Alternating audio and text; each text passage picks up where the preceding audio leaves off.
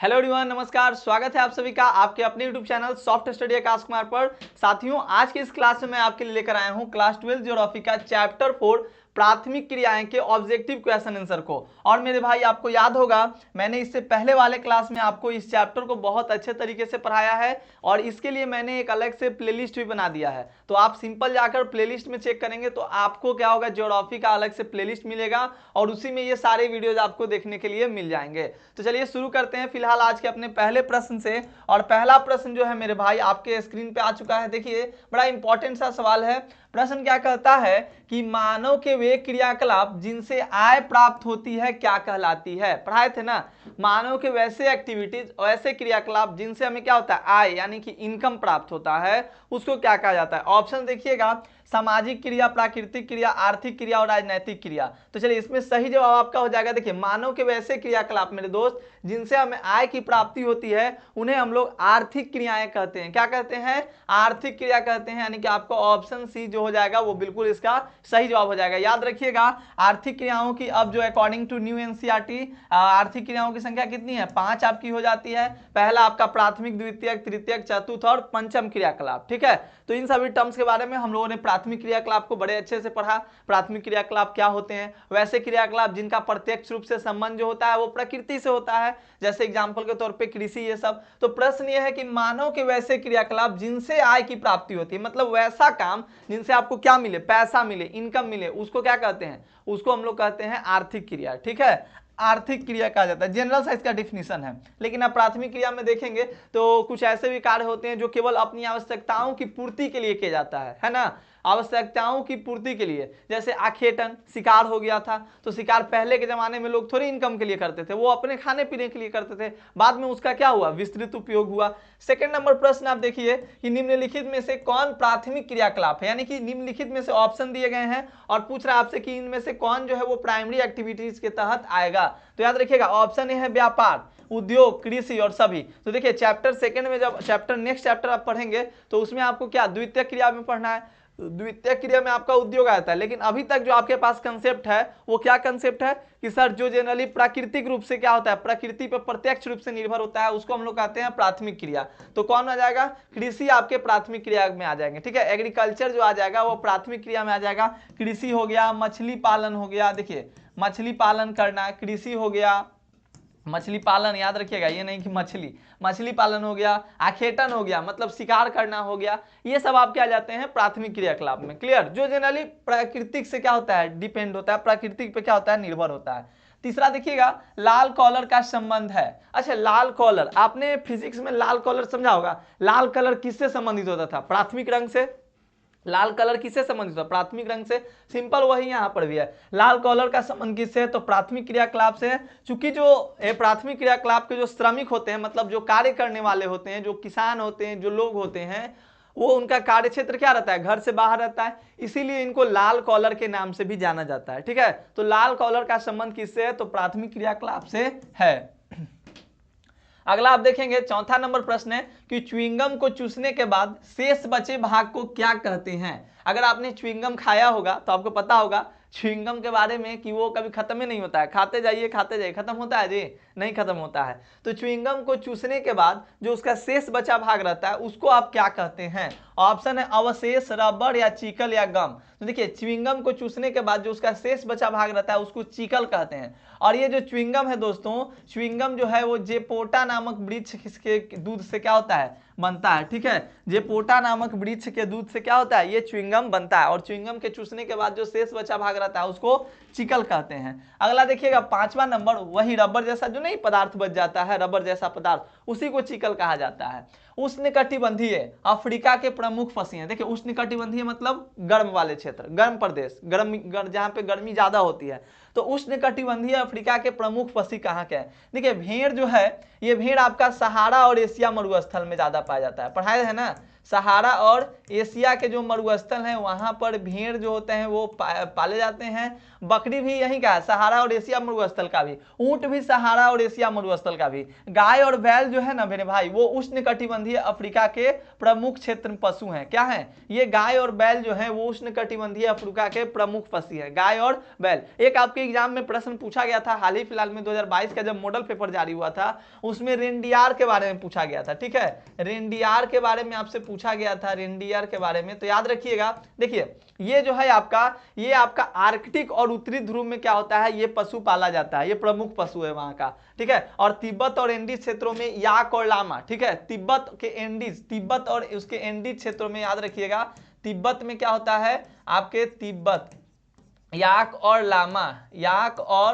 लामा। ठीक है, याक और लामा, बड़ा इंपॉर्टेंट सा सवाल। लामा बहुत बच्चों को तो पता नहीं चलता है कि लामा क्या है, लामा एक जानवर है। ठीक है, 6 नंबर देखिएगा, इनमें कौन चलवासी पशुचारण से संबंधित है। बड़ा अच्छा सवाल है, देखिए यही प्रश्न पूछा था, इनमें कौन चलवासी मतलब क्या होता है, जो वैसे पशु जो चरते हैं, चरना मतलब खेत में जाकर ग्रेजिंग करते हैं, चरते हैं। तो प्रश्न पूछा है कि इनमें से कौन जो है वो चलवासी पशुचारण से संबंधित है मेरे भाई।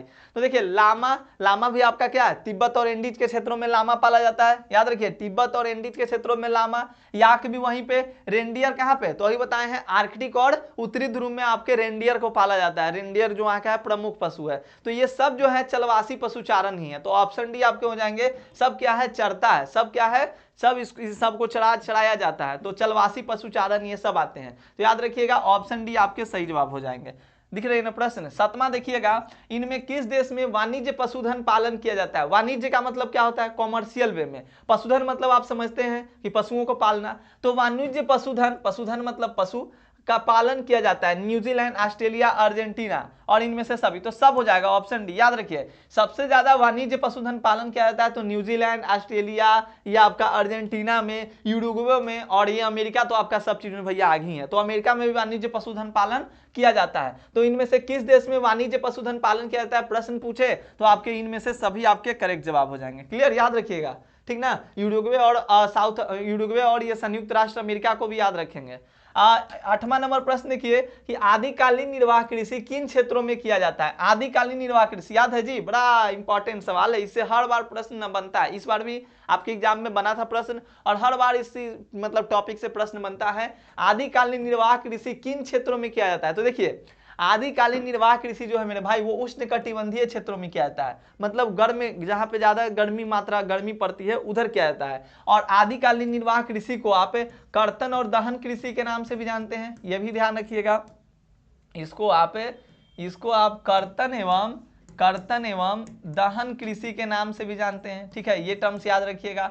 इसको स्थानांतरणशील कृषि के नाम से भी जाना जाता है। तो ये सारे टॉपिक्स आपको याद होगा, चैप्टर 4 में पढ़ाए हैं प्राथमिक क्रिया में।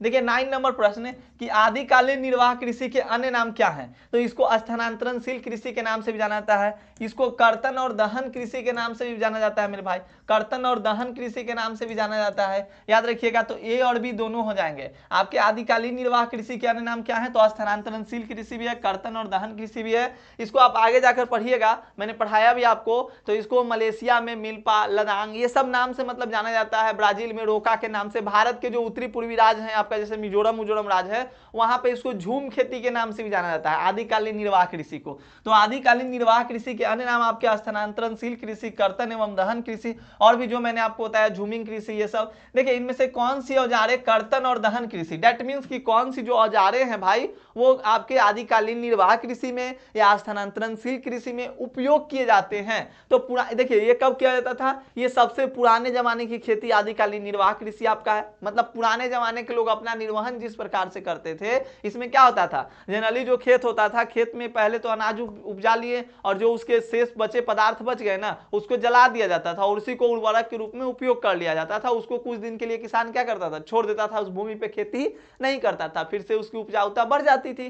तो ये कहानी था। इनमें से कौन सी औजारें कर्तन एवं दहन कृषि के प्रयोग में आती है, तो लकड़ी, कुदाली और फावड़ा, ये सब आता है, क्योंकि ये सब पुराने जमाने की खेती थी, उस समय ट्रैक्टर वैक्टर तो था नहीं। तो यही सब आपके हो जाएंगे। तो ए, बी और सी यानी कि ऑप्शन डी आपके सही जवाब हो जाएंगे। ए + बी + सी = डी आपके हो जाएंगे।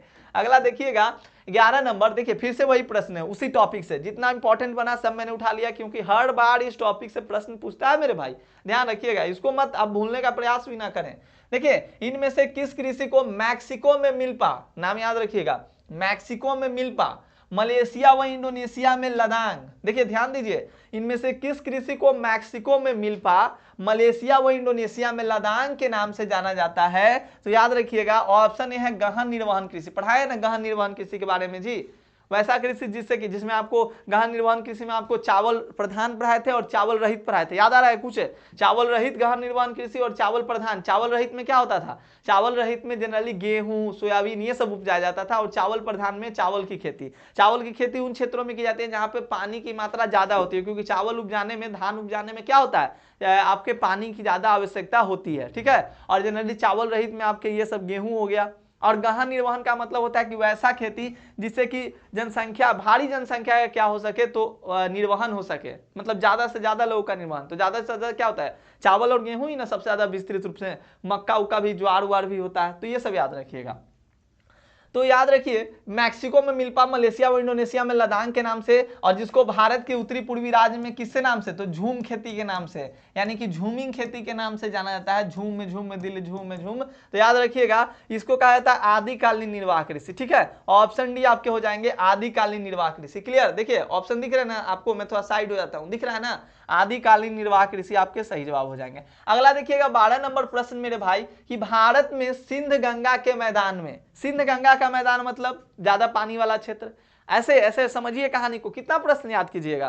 देखिए प्रश्न कहता है कि भारत में सिंध गंगा के मैदान, यानी सिंध गंगा दो नदी हो गया, यानी कि उधर तो पानी का कोई दिक्कत है नहीं भाई, के पश्चिमी भाग में निम्नलिखित में से कौन सी फसलें प्रमुख रूप से उगाई जाती है, यानी कि वैसा फसल जिसमें पानी की ज्यादा आवश्यकता हो। ज्वार जो होता है इसमें पानी की कम आवश्यकता है, जितने भी दलहनी पौधे होते हैं उनमें पानी की कम आवश्यकता होती है। आप अपने यहाँ देखिए हमारे यहाँ क्या होता है, मसूर का दाल लगता है, उन समय पानी की मात्रा कम खोजा जाता है, पानी की मात्रा बहुत कम लगता है। तो प्रश्न पूछा है कि निम्नलिखित में से कौन सी फसलें प्रमुख, तो ज्वार बाजरा गेहूं मटर, तो ये तो ए बी और डी जो है ये सब क्या है, ए बी और डी, सी को छोड़कर ये तीनों क्या हैं, तो तीनों आपके दलहनी पौधे हैं। तो ऑप्शन सी आपके गेहूं हो जाएंगे, गेहूं में पानी की मात्रा लगती है, इसलिए याद रखिएगा, इस टॉपिक से भी याद रख सकते हैं, नहीं तो ऐसे याद रखिए कि सिंध गंगा के मैदान के पश्चिमी भागों में गेहूं जो होता है वो ज्यादा रूप में उगाया जाता है, ज्यादा मात्रा में, भारी मात्रा में इसकी खेती की जाती है। 13 नंबर प्रश्न आपके स्क्रीन पे है कि चावल या धान की खेती संबंधित है, चावल या धान की खेती, दोनों लिख दिए, क्यों? एक याद है आपको, बचपन में सब लोग कहता था कि मान लो बउआ कि एगो नदी है, ठीक है, और नदी के उस तरफ आपको क्या करना है, जाना है आटा पिसवाने, तो तुम कैसे जाओगे? तो हम लोग कहते थे कि तैर के जाएंगे, चाहे माथा पर लेके जाएंगे, फिर बाद में वो कहता था सिर पे लेके जाएंगे, तो फिर बाद में लोग कहते थे कि आटा पिसाता है, तो उसीलिए देखिए चावल और धान दोनों लिख दिए। चावल और, अब आप समझ सकते हैं, अब आप समझदार हो गए, चावल और धान की खेती संबंधित है रोपण कृषि से, ट्रक कृषि से, भूमध्य सागरीय कृषि से, गहन निर्वहन कृषि से। तो याद रखिए चावल और धान, यानी कि धान की जब खेती होगी तो उसमें गहन निर्वहन होगा। अभी ना पढ़ाएं चावल प्रधान गहन निर्वहन कृषि और चावल रहित गहन निर्वहन कृषि, तो याद रखिए ऑप्शन डी आपके हो जाएंगे गहन निर्वहन कृषि से संबंधित है। रोपण कृषि में जनरली वो आता है ना प्लांटेशन फार्मिंग, प्लांटेशन फार्मिंग में समझाए थे आपको, मतलब जो भी क्या हुआ औपनिवेशिक, मतलब जो भी दूसरे देश के लोग आए और यहाँ पे उसका शुरू किया, तो उसको कहा जाता है, जैसे चाय हमारे यहाँ इंग्लैंड वालों ने आया तो चाय यहाँ पे लगा दिए, श्रीलंका में भी उन्होंने चाय लगाया, तो ये सारी बात याद रखिएगा। रोपण कृषि में जनरली बगानी फसल आते हैं। ट्रक कृषि वैसी कृषि होती है जो एक रात में दूरी तय कर सके, जैसे सब्जी उपजी, आप सब्जी उपजाते हैं, आप सब्जी तोड़ लीजिएगा और उसको एक रात में अगर आप स्थानीय बाजार में या जहाँ पे बड़ी मात्रा में बाजार है, जहाँ पे ज्यादा भीड़ लगता है, वहां पे अगर उसको आप ट्रांसपोर्ट नहीं करेंगे तो आपको खराब हो जाएगा, तो इसीलिए उसको ट्रक कृषि का नाम दिया गया। एक रात में क्या होता है, दूरी को तय कर लिया जाता है और उस सामान को वहां पहुंचा दिया जाता है, तो वो ट्रक कृषि। भूमध्य सागरीय कृषि जनरली खट्टे पदार्थ, जो भी खट्टे पदार्थ होते हैं उसकी कृषि जो होती है वो भूमध्य सागरीय कृषि होती है। तो तीनों ऑप्शन से तो आप भली भांति परिचित है, तो गहन निर्वहन कृषि भी ना होगा, तो कभी कभी आपको ऑप्शन भी देखना पड़ता है, प्रश्न को बनाने के लिए आप ऑप्शन पे भी ध्यान देंगे, ठीक ना। अगला प्रश्न देखिए कि गहन निर्वाह कृषि के कितने प्रकार हैं मेरे दोस्त, जो गहन निर्वहन कृषि है आपका, इसके कितने प्रकार हैं? तो गहन निर्वहन कृषि में दो पढ़ाए हैं, एक चावल प्रधान और एक चावल रहित। याद रखिएगा पहला आपको क्या पढ़ाए हैं, पहला आपको पढ़ाए हैं मेरे दोस्त चावल प्रधान, ठीक है, लिख देते हैं, एक चावल प्रधान गहन निर्वहन कृषि और एक आपका पढ़ाए हैं चावल रहित, एक आपको पढ़ाए हैं चावल रहित गहन निर्वहन कृषि। ठीक है, तो याद रखिए चावल प्रधान में जनरली चावल ज्यादा और चावल रहित में चावल को छोड़कर बाकी जो भी आपके गहन निर्वहन में जनसंख्या का उपयोग में होता है, तो दो आपके सही जवाब हो जाएंगे। ठीक है, अगला प्रश्न देखिए, निम्नलिखित आर्थिक क्रियाओं में कौन ग्रामीण अधिवासों से संबंधित है, यानी कि कौन सा जो क्रियाकलाप है वो ग्रामीण अधिवास से। तो प्राथमिक क्रिया में आपको जनरली पढ़ाए हैं, इसका संबंध ग्रामीण अधिवास से, जैसे मछली पालना हो गया, मछली पकड़ना हो गया, आपके खेती करना हो गया, तो ये सब आखेटन शिकार करना हो गया, तो ये सब किस में आएगा, ये सब आपके प्राथमिक क्रियाकलाप में आएंगे। ये प्रीवियस ईयर का बड़ा लाजवाब सा प्रश्न है जी, पूछा गया प्रश्न है। देखिएगा अगला प्रश्न देखिए, रबर किस प्रकार की कृषि का उपज है। रबर, तो रबर जो है वो भाई आपका रोपण कृषि है। रबर की जो खेती होती है वो रोपण कृषि होती है। ऑप्शन ए आपके हो जाएंगे रोपण कृषि। देखिए भूमध्य सागरीय कृषि, अभी आपको बताया खट्टे पदार्थ की खेती होती है भूमध्य सागरीय कृषि, इसका तो सही जवाब ऑप्शन ए आपके हो जाएंगे रोपण कृषि। ठीक है, इसका सही जवाब आपका क्या हो जाएगा, रोपण कृषि हो जाएगा, ध्यान रखिएगा। प्रारंभिक अस्थायी कृषि नहीं, मिश्रित कृषि में क्या, मिश्रित कृषि में आपका जैसे कि क्या होता है, मिश्रित कृषि करने का मतलब जैसे कहीं कहीं आपने देखा होगा, हमारे यहाँ जनरली आप देखिए तो क्या होता है, हमारे यहाँ आपने देखा होगा तो खेती भी लोग करते हैं, गेहूं भी उपजा लेते हैं और साथ साथ कोई मवेशी भी पाले हुए रहते हैं, जैसे कि बकरी पालना, गाय का पालन करना, तो उसको मिश्रित कृषि के अंतर्गत कहते हैं। तो ऑप्शन डी भी नहीं होगा, ऑप्शन ए आपके करेक्ट जवाब हो जाएंगे। अगला देखेंगे 18 नंबर कि निम्नलिखित में से कौन सी रोपण फसल नहीं है। रोपण मतलब प्लांटेशन फार्मिंग, जिसको रोपा नहीं जाता है। कॉफी भी रोपण फसल है, आपके यहाँ पर गन्ना भी रोपण फसल है, रबर भी रोपण फसल है। ऑप्शन सी आपके गेहूं, गेहूं अभी पढ़ा है ना, गेहूं मिश्रित कृषि के अंतर्गत, या आप कह सकते हैं कि चावल रहित गहन निर्वहन कृषि के अंतर्गत आता है, तो ये रोपण फसल के अंतर्गत नहीं आता। देखिए रोपण फसल वही होता है जो बागान में उपजाया जाता है, इतना ध्यान रखिए, बागानी फसल को रोपण फसल कहा जाता है। जैसे आपके गन्ना, ये गन्ना हो गया, कॉफी हो गया, रबर हो गया, चुकंदर हो गया, अनानास हो गया, केला हो गया, ये सब आपके आते हैं रोपण फसल में। ठीक है, प्रश्न पूछो किया है।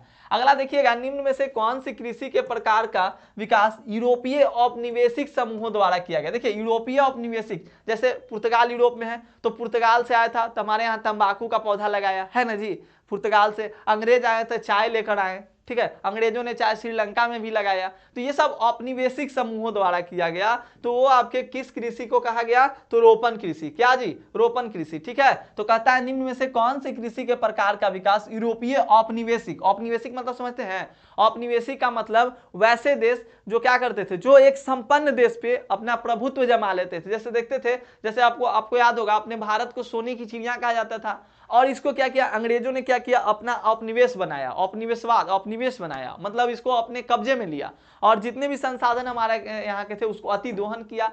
मतलब सोना है तो पूरा सोना का एक्सट्रैक्शन करो, सोना पूरा निकालते जाओ, खत्म करते जाओ। जिस तरह से अभी चाइना का मॉड्यूल है, चाइना भी यही करता है। चाइना के यहाँ क्या, चाइना के यहाँ जितने भी संसाधन है उसका वो मतलब इतना विकास क्यों है, चाइना बहुत विकसित है भाई। क्यों विकसित है इतना, क्योंकि हमारे यहाँ क्या होता है, सस्टेनेबल डेवलपमेंट आपने पढ़ा होगा। सस्टेनेबल डेवलपमेंट का मतलब होता है कि हमें अपने आने वाले, जो सतत पोषणीयता हम लोग हिंदी में कहते हैं, आने वाली पीढ़ियों को देखते हुए भी हमें संसाधनों का खपत करना है, हमारे यहाँ ये रूल है। लेकिन चाइना ये सब नहीं सोचता। चाइना में क्या है कि जितना अभी निकालना है सोना, अगर वहाँ चाइना में सबसे ज्यादा सोना है ना जी, सबसे ज्यादा सोना कहाँ में, चाइना में। तो चीन चाहता है ना कि जितना सोना अभी निकल रहा है उतना निकालते रहो, मतलब अपना अभी विकास कर लो, दादा मतलब अपना पोता पोतीला बचे चाहे ना बचे, ये कोई मैटर नहीं करता, ये कहानी है। तो निम्न में से कौन सी कृषि का प्रकार का विकास यूरोपीय औपनिवेशिक समूह द्वारा किया गया, तो रोपण कृषि का विकास किया गया था। अगला देखिएगा 20 नंबर, ब्राजील में कॉफी बागान को क्या कहा जाता है। ये भी देखिए, ये भी ब्राजील में जो कॉफी बागान लगाया गया ना, ये भी क्या था, यूरोप के मतलब जो भी देश थे उनके द्वारा ही ब्राजील में भी इसका चस्का लगाया और उसका नाम फेजेंडा रखा गया। ठीक है, तो ब्राजील में जो कॉफी बागान होता है उसको फेजेंडा के नाम से जाना जाता है। निम्न प्रदेशों में से किसमें विस्तृत वाणिज्य अनाज कृषि की जाती है। विस्तृत वाणिज्य अनाज कृषि, देखिए इस टॉपिक पे, यहाँ पे आप ध्यान दीजिए इस वर्ड पे, ये क्या कहता है, विस्तृत वाणिज्य अनाज कृषि। तो देखिए अर्जेंटीना का जो पंपास क्षेत्र है, आपका वेल्डस का क्षेत्र है, अफ्रीका का वेल्डस का क्षेत्र है, तो ये सब आपका यूरेशिया का जो स्टेपिस क्षेत्र है, उत्तरी अमेरिका के जो प्रेरित क्षेत्र है, ये सब आप मैप में देखकर समझेंगे ना तो आपको और ज्यादा समझ में आएगा। तो इन प्रदेशों में क्या होता है, विस्तृत वाणिज्य अनाज कृषि की जाती है। अमेजन बेसिन में विस्तृत वाणिज्य अनाज कृषि नहीं किया जाता। बड़ा फेमस सा प्रश्न है, पूछ देता है कि बताइए निम्नलिखित में से किस क्षेत्रों में आपके विस्तृत वाणिज्य अनाज कृषि नहीं किया जाता है, तो अमेजन बेसिन हो जाएगा। यहाँ पर यही दे देगा विस्तृत वाणिज्य अनाज कृषि की जाती है, और यही नहीं लगा देता तो ये तीनों ऑप्शन रहता, एक आध ऑप्शन में अमेजन बेसिन रहता, तो अमेजन बेसिन आपका सही जवाब हो जाता। क्लियर। अगला प्रश्न देखिए, विस्तृत वाणिज्य अनाज कृषि की मुख्य फसल क्या है? तो मैंने बताया था विस्तृत वाणिज्य अनाज में आपके क्या होते हैं, विस्तृत वाणिज्य जो कॉमर्शियल वे में यूज हो, तो गेहूं तो यूज होता है, ये है जी। जौ, राई, मक्का, ये सब विस्तृत वाणिज्य अनाज कृषि की मुख्य फसल नहीं है, तो ऑप्शन सी, डी ये सब नहीं है, ऑप्शन नहीं आपके करेक्ट जवाब हो जाएंगे। 21 का आपका ऑप्शन ए हो जाएगा। विस्तृत वाणिज्य अनाज कृषि की मुख्य फसल आपके कौन है, तो ये। 22 नंबर देखिए कि मिश्रित कृषि निम्न में से कहाँ की जाती है? तो मिश्रित कृषि जो उत्तरी पश्चिमी यूरोप में भी, उत्तरी अमेरिका का पूर्वी भाग में भी, यूरेशिया के कुछ भागों में, मतलब सभी। देखिए मिश्रित कृषि से भली बात आप परिचित हो, जो लोग नहीं परिचित हैं, वीडियो नहीं देखे अभी तक चैप्टर 4 का, तो समझ लीजिए। मिश्रित कृषि वैसी कृषि है जिसमें क्या होता है, किसान जो होता है खेती भी करता है, साथ ही साथ मवेशियों का भी पालन करता है, ठीक ना। तो ये इन सभी क्षेत्रों में किया जाता है। मिश्रित कृषि में किस प्रकार की फसल उगाई जाती है? गेहूं उगाया जाता है, जौ भी उगाया जाता है, राई भी उगाया जाता है, सभी होता है। तो सभी आपके अपने यहाँ देखिए ना, हमारे यहाँ भी बहुत सारे ऐसे ऐसे किसान हैं जो कि मिश्रित कृषि करते हैं, साथ ही साथ मतलब ये सब गेहूं, जौ, राई भी उपजाते हैं, साथ ही साथ पशुपालन भी कर लेते हैं, है ना। तो ये ध्यान रखिएगा मिश्रित कृषि के बारे में। इनमें से कौन वाणिज्य डेयरी कृषि के प्रमुख क्षेत्र हैं? वाणिज्य डेयरी कृषि के प्रमुख क्षेत्र पूछा है। वाणिज्य डेयरी, डेयरी मतलब दूध हो गया, तो क्षेत्र पूछ रहा है। तो देखिए उत्तरी पश्चिमी यूरोप, कनाडा, न्यूजीलैंड, इनमें से सभी, तो सब हो जाएगा। ये सब जो है मेरे भाई ये वाणिज्य डेयरी के प्रमुख जो है आपके क्या है, तो क्षेत्र है। ऑप्शन डी आपके करेक्ट जवाब। 26 देखिएगा, इनमें से कौन सी कृषि खट्टे रसदार फलों की कृषि संबंधित है? एकदम याद होगा, भूमध्य सागरीय कृषि, मिश्रित कृषि समझा दिए, रोपण कृषि समझा दिए। सहकारी कृषि में क्या होता है कि एक संस्था जो होती है बनाकर, उसमें सब लोग मिलजुल कर खेती करते हैं, तो ये सहकारी कृषि पढ़ाया। सहकारी और जो आपका सामूहिक कृषि दोनों के बारे में पढ़ाए हैं। भूमध्य सागरीय क्षेत्र की विशेषता क्या है? तो इसमें जनरली खट्टे पदार्थ, खट्टा कौन है? गेहूं खट्टा नहीं है, चावल खट्टा नहीं है, यानी कि ऑप्शन है अंगूर की कृषि आपका क्या है भूमध्य सागरीय कृषि की विशेषता। इससे शराब भी बनाया जाता है, मदिरा का निर्माण किया जाता है। ट्रक फार्म एवं बाजार में के मध्य दूरी जो एक ट्रक रात भर में तय करता है, उसी आधार पर इसको क्या नाम दिया गया? तो देखिए नाम में दिया गया ट्रक, तो ट्रक इसमें कहाँ है? ट्रक कृषि, वही बताए थे ना, तो ट्रक कृषि आपके सही जवाब हो जाएंगे। ऑप्शन ए आपके सही जवाब।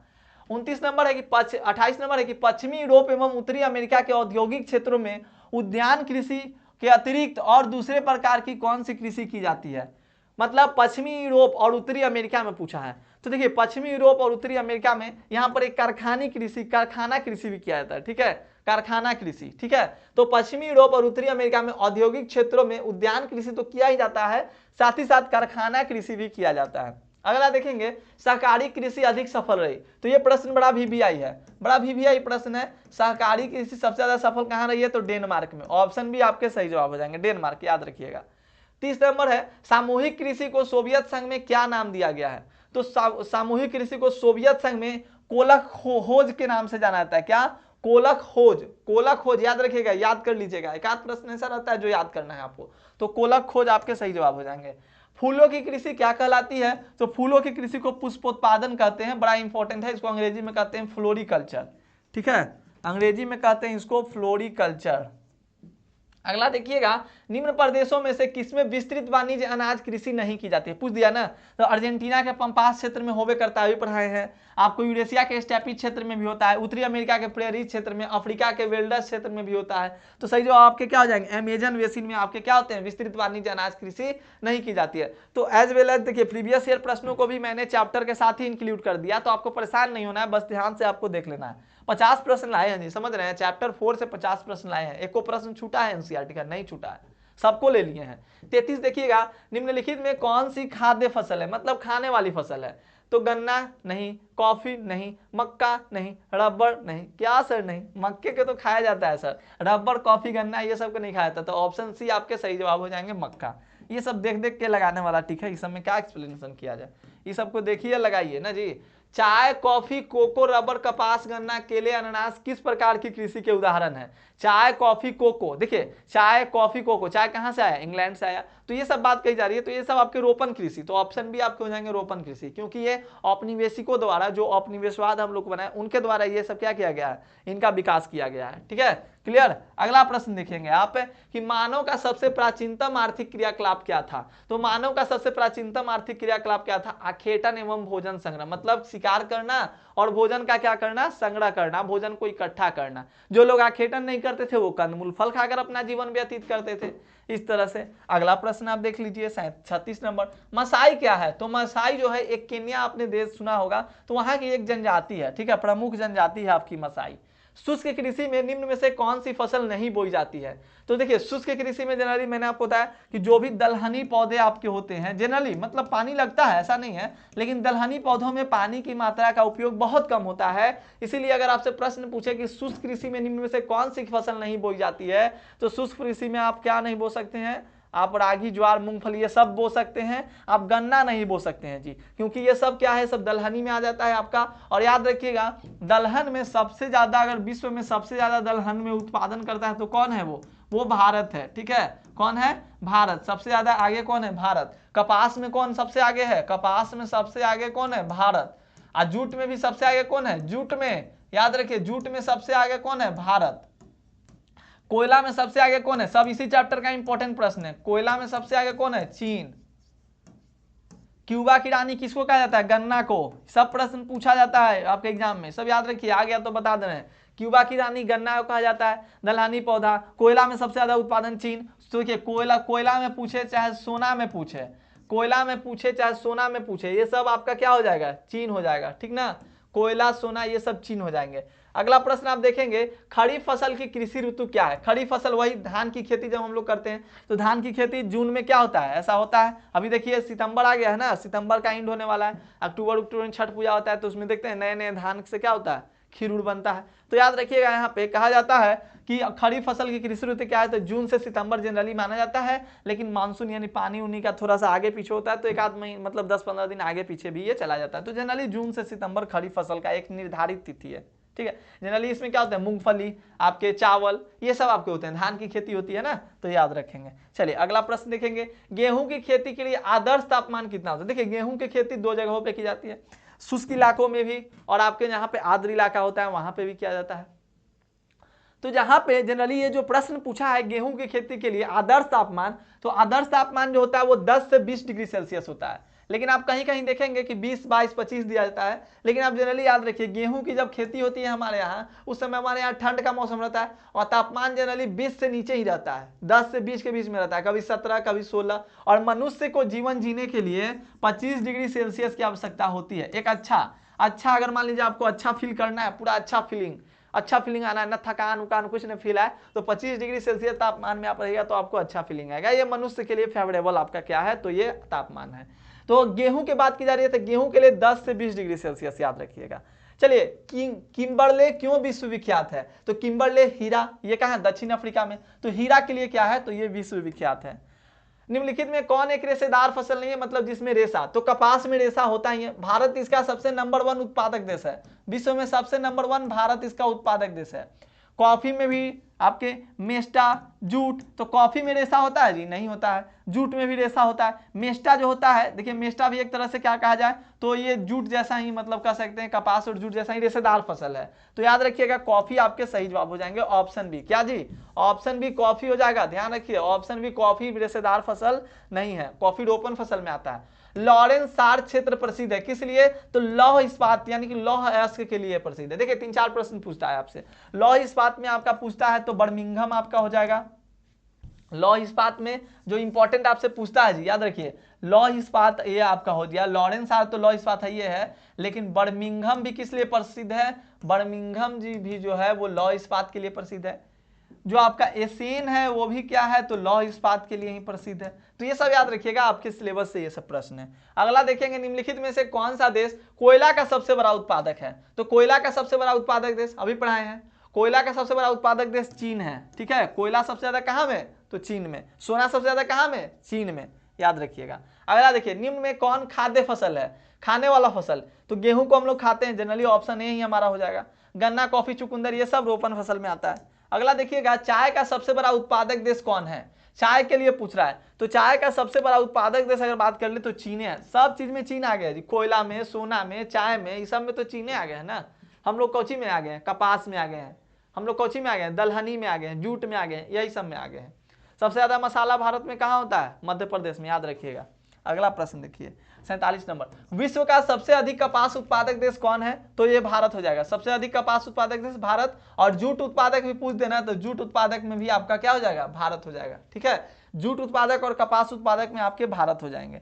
अगला प्रश्न देखिए, खनिज तेल का सबसे बड़ा उत्पादक देश कौन है, तो सऊदी अरब में सबसे ज्यादा खनिज तेल होता है, तो ऑप्शन सी आपके हो जाएंगे, खनिज तेल में आपके सऊदी अरब। अगला देखेंगे आप, रूर कोयला क्षेत्र किस देश में स्थित है, तो रूर कोयला क्षेत्र जर्मनी में है। दो बच्चे में कंफ्यूज आते हैं, जर्मनी और जापान अगर देता है तो लोग कंफ्यूज आते हैं। याद रखिए जिसके ऊपर र है ना, तो यानी कि र वाला आंसर होगा, जर्मनी र आता है जर्मनी में, और र से रूर कोयला क्षेत्र है, तो ऐसे याद रखिएगा, क्योंकि आप लोग दोनों ऑप्शन दे दिया जाता है, जापान भी दे रहता है और जर्मनी भी दे रहता है, जापान भी दिया हुआ रहता है, जर्मनी भी दिया हुआ रहता है, तो र जिसमें रहेगा वही इसका सही जवाब हो जाएगा।